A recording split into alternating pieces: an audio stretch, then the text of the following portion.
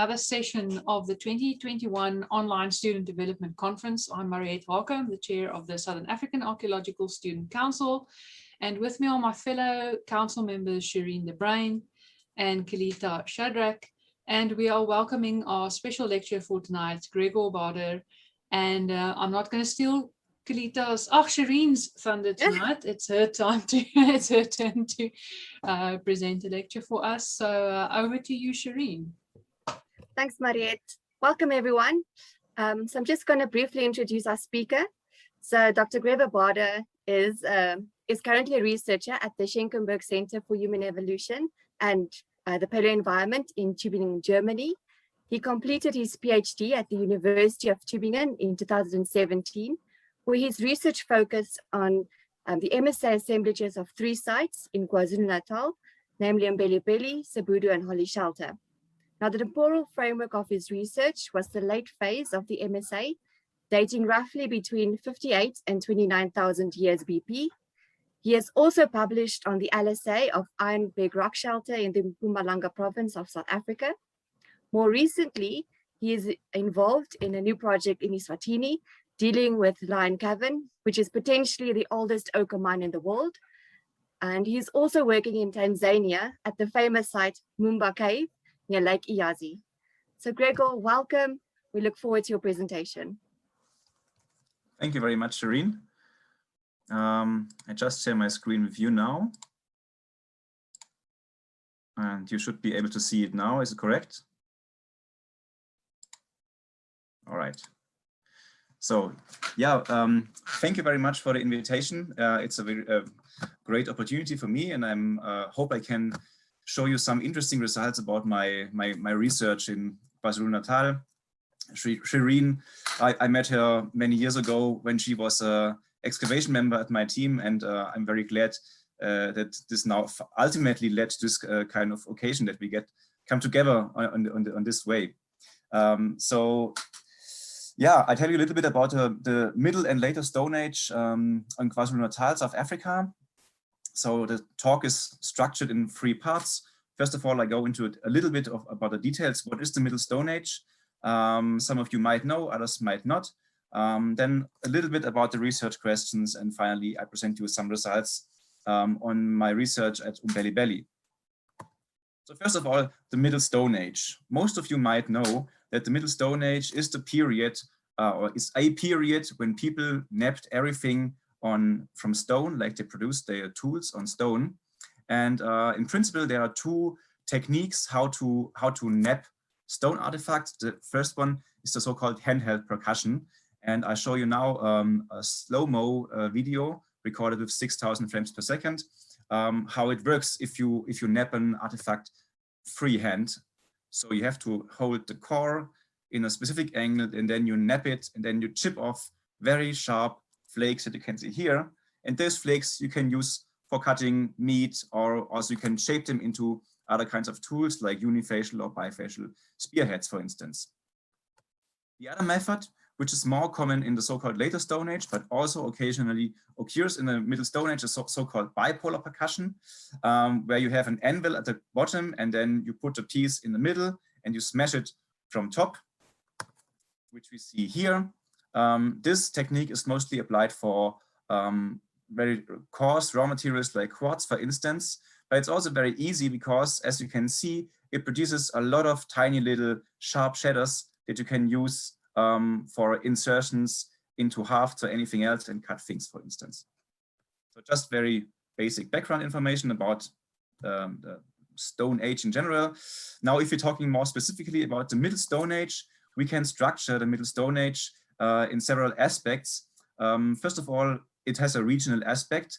You see here on the left, if we go up to the north, in the Northern Africa, Morocco, Egypt, people traditionally speak about the Middle Paleolithic, which has to do with research traditions coming mostly from France, while everything sub-Saharan Africa is called Middle Stone Age. And this is because of the Stone Age research was developed more or less independently in Southern Africa by 2 researchers that you should know. These are John Goodwin and Clarence van Rietlow, who also published the first book on the Stone Ages in Southern Africa. We can see it here. It was called the Stone Age Cultures of Southern Africa, published in 1929. And talking specifically about the Middle Stone Age, it says that all artifacts are made on flakes. There are no true core tools, like, for instance, hand axes or cleavers, as you might know. There's a lot of convergent trimmed flakes, and a lot of the flakes have thick faceted platforms. Now, if we talk about the temporal framework of the Middle Stone Age, it starts roughly 300,000 years ago and lasts up until more or less 30,000 years. That means we're talking about a very, very long time period, lasting for about 270,000 years, plus minus. Also, the Middle Stone Age has an anthropological sphere. So if we ask the question about what kind of hominin species was responsible for the tools we find from the Middle Stone Age, so the answer is very clear. It was Homo sapiens. So we have very old direct evidence in terms of fossils, for instance, from Klasis River in South Africa, about 115,000 years ago. And for many, many years, the two sites, Herto and Omo in Ethiopia, were considered to be the oldest evidence for anatomically modern human fossils, dating back about 200,000 years ago. And then only a few years ago, in 2017, there was a new sensational discovery in Morocco at a site called Jebel Irhoud, where the colleagues found fossil remains of Homo sapiens dating back 315,000 years. That means the entire Middle Stone Age was more or less made by Homo sapiens. And we also got some confirmation of these findings by indirect evidence based on genetic mutation rates published by Schlebos and colleagues a few years ago, where she found out that the descendants of the people who made the Middle Stone Age must have been in the area in the south already 300,000 years ago. That means we have both from the north and from the south evidence that Homo sapiens was here 300,000 years ago, and this probably means it was everywhere in Africa. So now, what is the material culture of the MSA like? So there are several interesting aspects. For instance, if we look at the top on the left, we see these tiny little stone holes called segments. Those are very interesting because several analyses indicated that these pieces might have been the earliest evidence for arrowheads. And if it would become true that these are arrowheads, then we would have evidence for multi-component weaponry, which is like much more complex than just throwing a spear, obviously. Then we also have these famous still bay points that you can see here at the bottom on the left. So these are very advanced made points which are completely shaped on both surfaces, to create a specific kind of shape. And then we also have other material groups, for instance, like bone tools were made in the Middle Stone Age already. As we can see here, these evidence, for instance, like on the right, there's an arrowhead from bone from Sibudu Cave. And also we have evidence for heat treatment. This is something very interesting. Several colleagues found out that people in the Middle Stone Age already put specific kind of raw materials like silkreed, which contains water, into fire or underneath the fire in order to improve the napping capacities of the material. Because when the water evaporates, because the stone is getting heated, the qualities of the material are getting better. And this is documented already for the Middle Stone Age. So it's a very complex thing. And this tells us that people in the Middle Stone Age were pretty smart and like us mostly, I would say. This is confirmed by other like highly important findings, like you can see here, these personal ornaments like shell beads from Blombos Cave, engraved ostrich eggshell containers, which are pretty similar to those kind of water containers that still modern sand hunter-gatherers are using. And we also have this famous engraved ochre piece from Blombos Cave as well, which seems to document one of the earliest evidence for symbolism. So in general, like, it's interesting to know like all the aspects that were in the past considered to be part of the later Stone Age are now also documented for the Middle Stone Age, reaching far more back in time. And this brings us to my research question, because here you can see a timeline of the Middle Stone Age in general as it is structured. Most of these sensational innovations that I just showed you are documented from two periods, and those are the so-called still bay. As you can see here, those still bay points, those personal ornaments, all this and this early evidence of symbolism comes from the still bay horizon, dating around 70 to 72,000 years back. And then the other things come from the Howeson's port, like these segments, engraved ostrich eggshell containers, and so on. And this led to a situation that the large majority of researchers focused on this kind of sensational time periods and neglected other periods before or after. And this was obviously one of the reasons why I focused more on these later parts of the Stone Age, like for instance, the post-Howeson's port or the so-called final MSA. These periods are even as interesting, just because they don't have the evidence for these like, you know, symbolic evidence and all these things does not mean that the people were less smart or sophisticated than people in the still bay.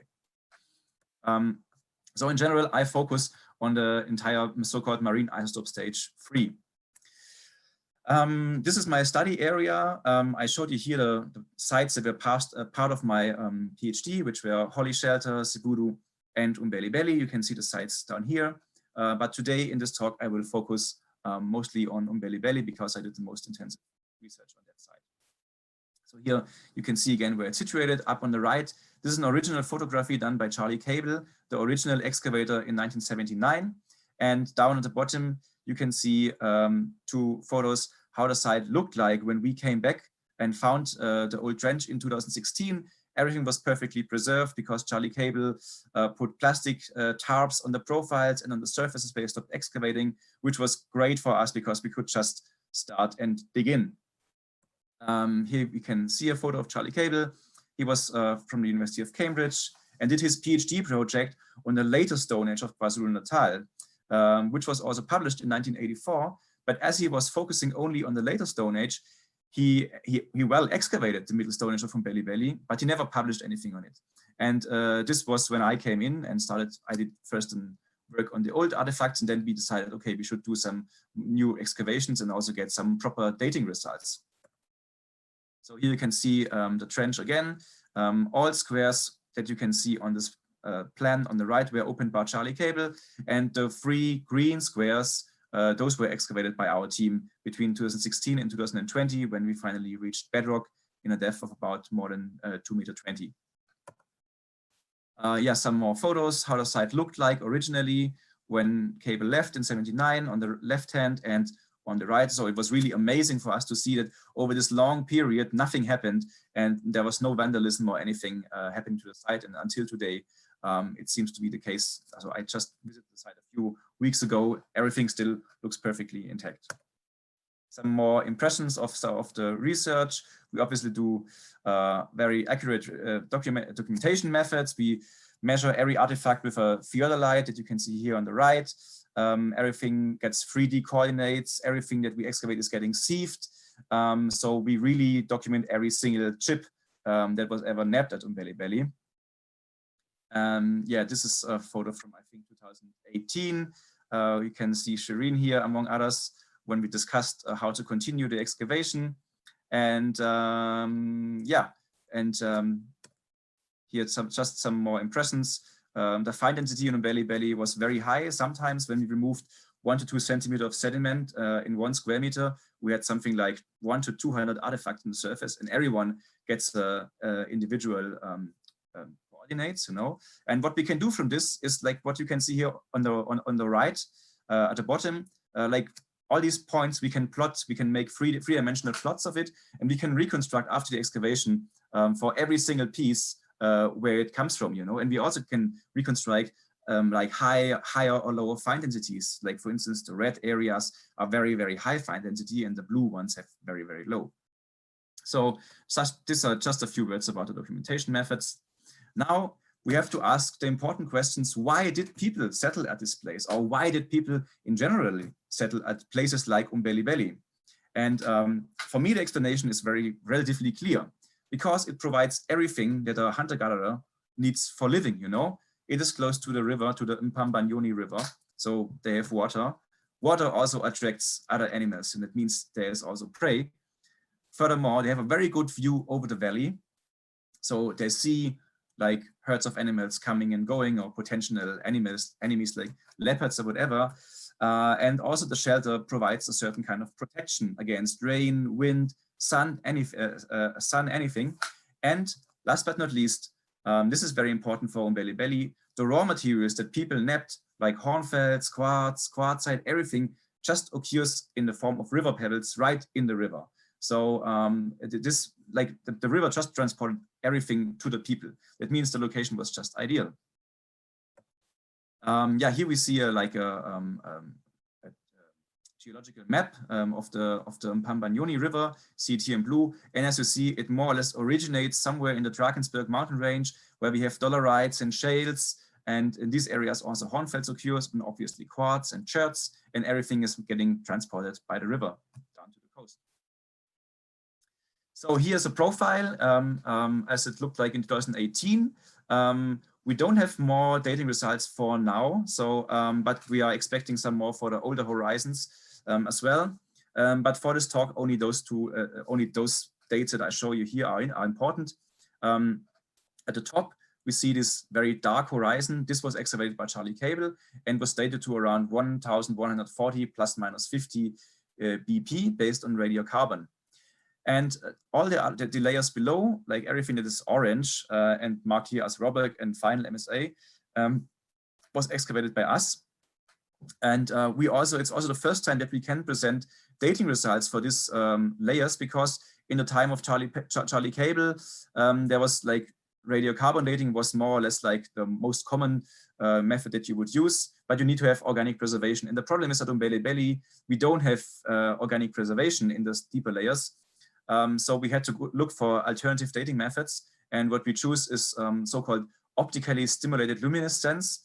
Please don't ask any questions about the details. In general, it is about quartz grains. If they are getting exposed to sunlight, they are getting charged like a battery with cosmic radiation. And if they are then buried by sand or sediment in general, it loses this radiation more or less over the next couple of thousand years, you know. And when you uncover the quartz grains again, you can measure how much radiation is left. And based on this, the physicists can calculate how old the sediments are.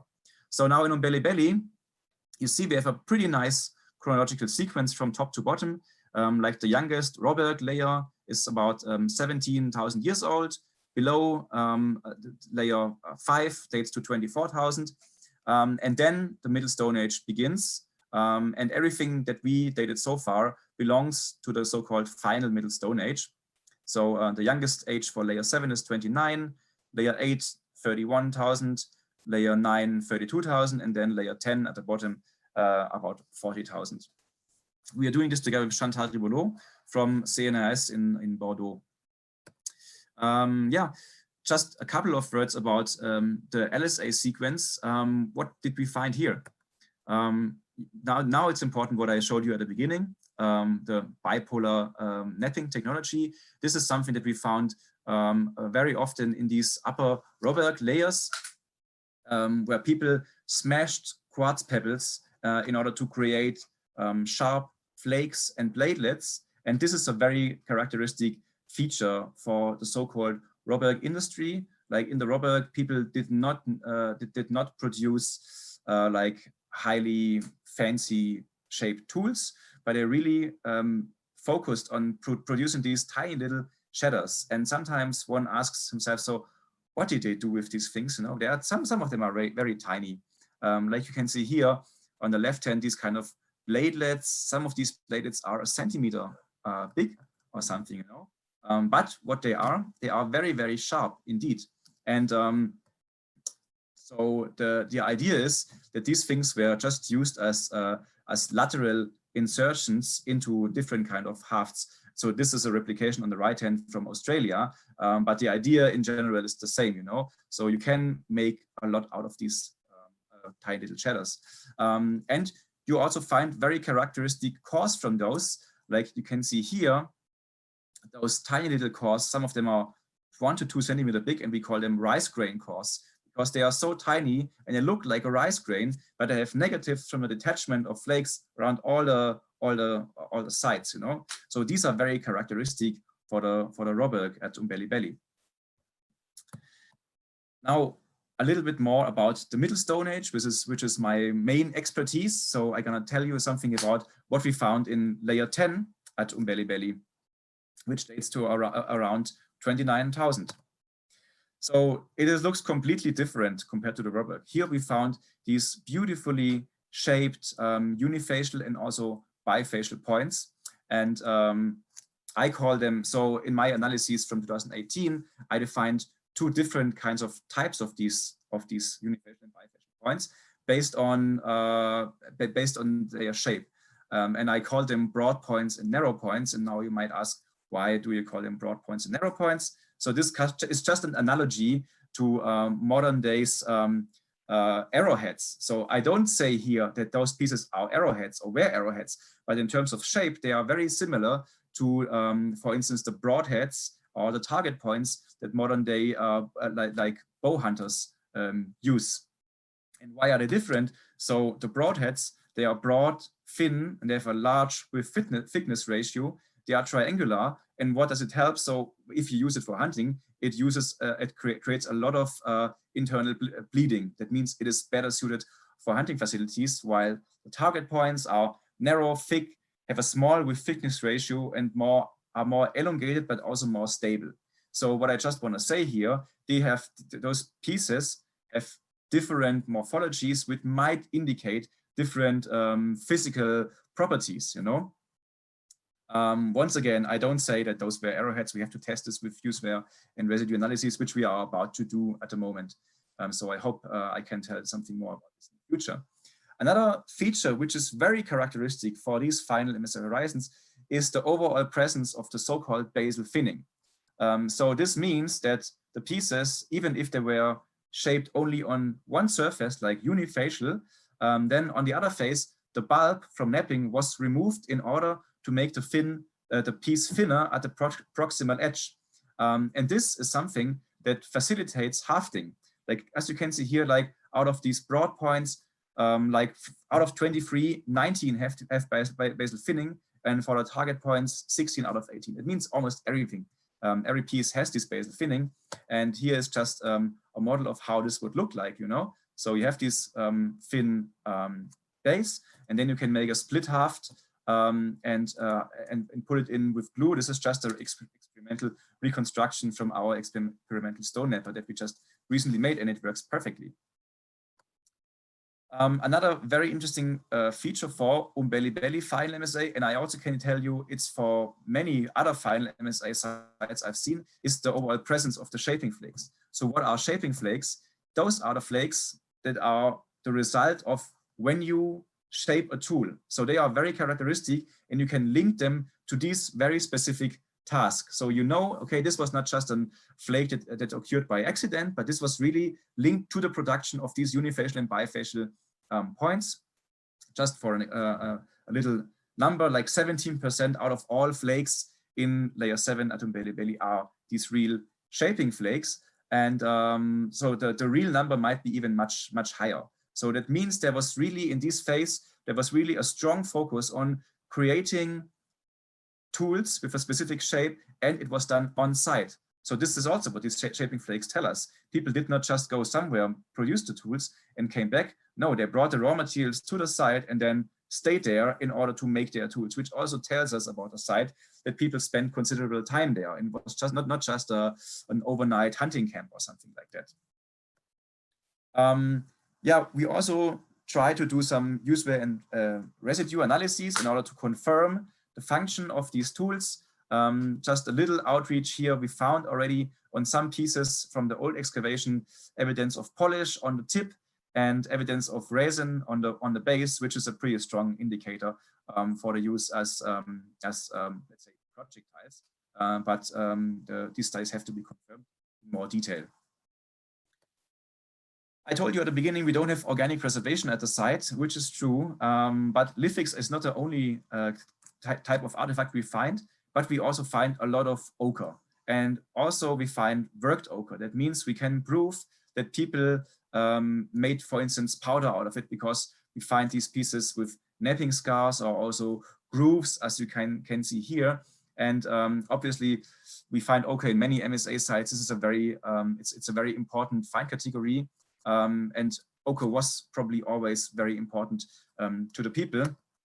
Here, just some ideas what you can use ochre for. Most of us will probably think immediately about the Ovohimba in Namibia, where the women dye their entire body into a mixture of fat and red ochre. Obviously, we also have this very old evidence for symbolism from Border Cave. And the most interesting aspect for me personally is a study which was conducted by Lynn Wadley and Marlies Lombard, who found ochre residues on specific tools, like in this case, segments from the Howson's pot. And they found these residues on the areas of the tools which are associated with the hafting area. And so they came to the idea, so well, probably ochre was part of the glue that was used for these tools. And they did replication studies, and they found out that a mixture of resin, beeswax, and ochre creates much more stable glues than if you would just use only resin or only wax. Yeah, and we also do now more experiments with it, as you can see here. And there might be also, you cannot prove this obviously, but ochre always has a symbolic sphere as well. And there might be also a situation that people intentionally used ochre in order to make these glues. They could use also ash or any other color, but probably also like the arrowhead or spear they would have with ochre would get some more, I don't know, probably energy from the ancestors and make the tool more functional, at least in the spiritual world of the hunter-gatherers. This is something I say we cannot prove, but we can look at ethnographic analogies and these things, you know. Yes, and that's it already. So I say thank you very much to all my team members over the many years of excavation. It was always a great time. And thank you very much to the organizers of this very unique opportunity. I hope I could show you something that you did not know yet. And I'm very happy to answer all kinds of questions. Once again, thank you. That was a really great presentation. Brought back a lot of good memories from my time with you on site. So I think we can open the floor to questions. Mariette, Kalita, I think I better go first, because I know Kalita is super excited to ask a lot of questions, because like Stone Age is her thing, baby. So my question is going to be, did you find any particular evidence that could indicate interaction between the different groups residing at Mbelebele, Sibudu Cave and Holly Shelter?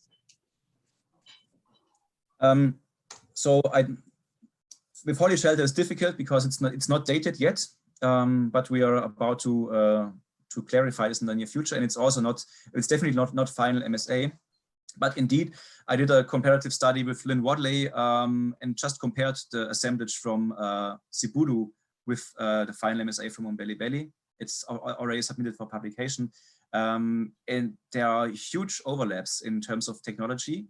Not at all times. Like what I can say, the final MSA is not homogeneous throughout the time. I only told you something about layer 9 today, but 8, 9, and 10 look a little bit different. So there's variability, but in some layers there's amazing overlap. Like especially if it comes to core technology, it's very similar.